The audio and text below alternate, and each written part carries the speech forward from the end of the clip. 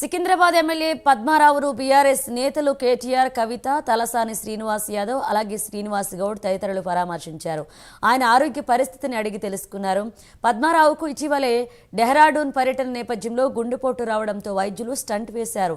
వైద్యుల సూచన మేరకు విశ్రాంతి తీసుకుంటూ ఆరోగ్యాన్ని కాపాడుకోవాలని నేతలు పద్మారావుకు సూచించారు. 3 రోజుల కింద మన మాజీ deputy speaker Secunderabad MLA Padmarao గారు పర్సనల్ వర్క్స్ పైన దేహరాదూన్ వెళ్ళినారు. అక్కడ కొంచెం వెదర్ కండిషన్స్ లేని పరిస్థితిలో మా ఫాదర్కి సడన్గా స్ట్రోక్ రావడం జరిగింది.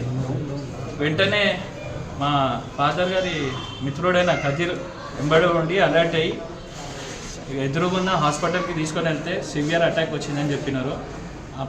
ఎమర్జెన్సీగా అప్రమత్తమై హాస్పిటల్కి తీసుకొని వెళ్ళి డాక్టర్స్ సజెషన్ ఇచ్చారు. వారి సజెషన్ మేరకు స్టంట్ వేయడం జరిగింది. వారు కూడా డాక్టర్ 24 అవర్స్ మొత్తం వాళ్ళ పర్యవేక్షణలోనే మాకు అలర్ట్ చేయడం జరిగింది. మేము కూడా ఇమీడియట్ అక్కడికి వెళ్ళి 2 days అక్కడ అబ్జర్వేషన్లో పెట్టినాము. డాక్టర్ల సూచనల మేరకు నిన్న నైట్ హైదరాబాద్కి తీసుకురావడం జరిగింది. నాన్నగారి ఆరోగ్యం పట్ల ఎటువంటి